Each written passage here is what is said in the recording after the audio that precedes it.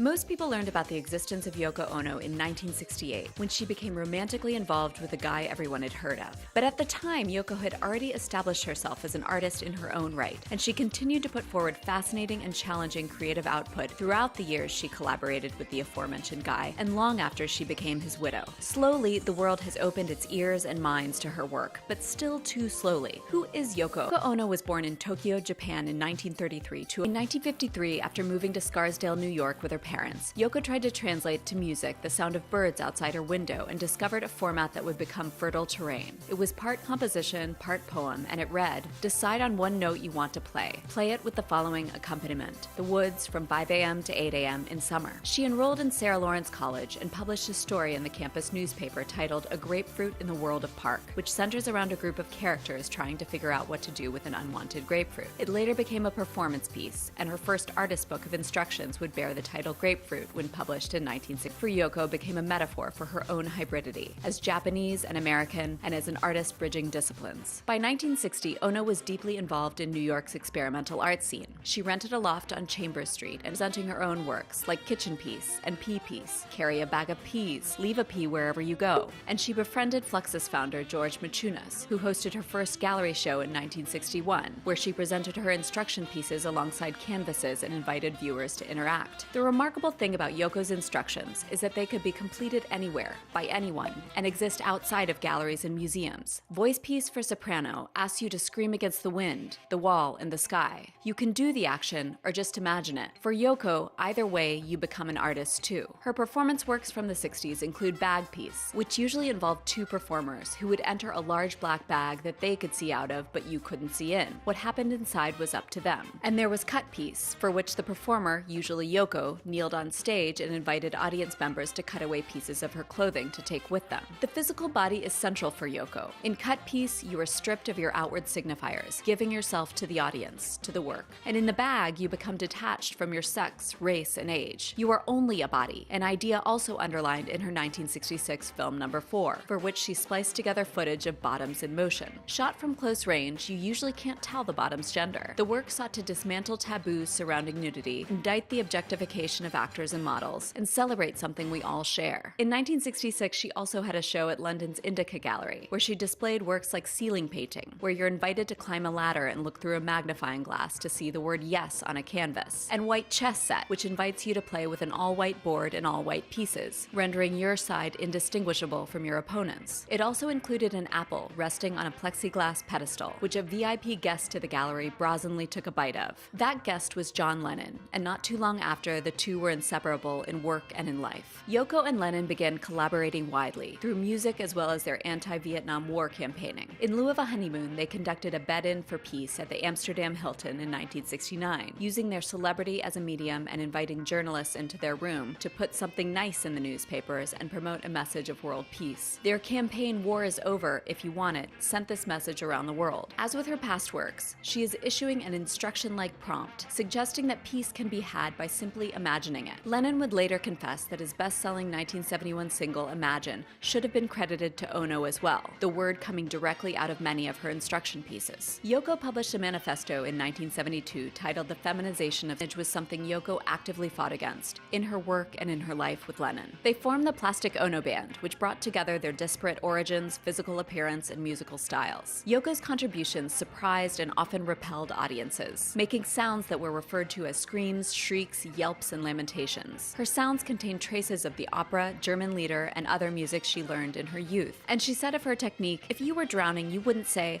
"I'd like to be helped because I have just a moment to live." You'd say, "Help!" But if you were more desperate, you'd say...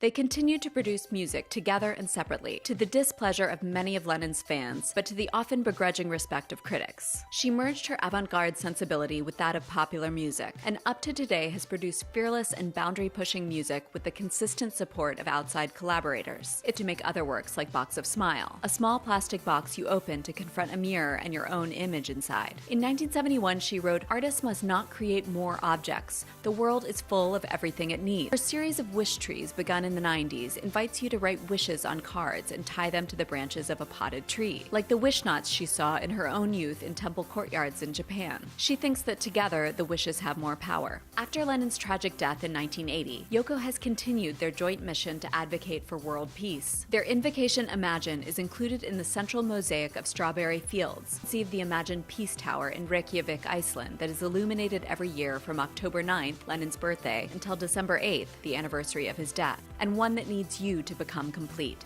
She needs you to imagine, which is easy if you try.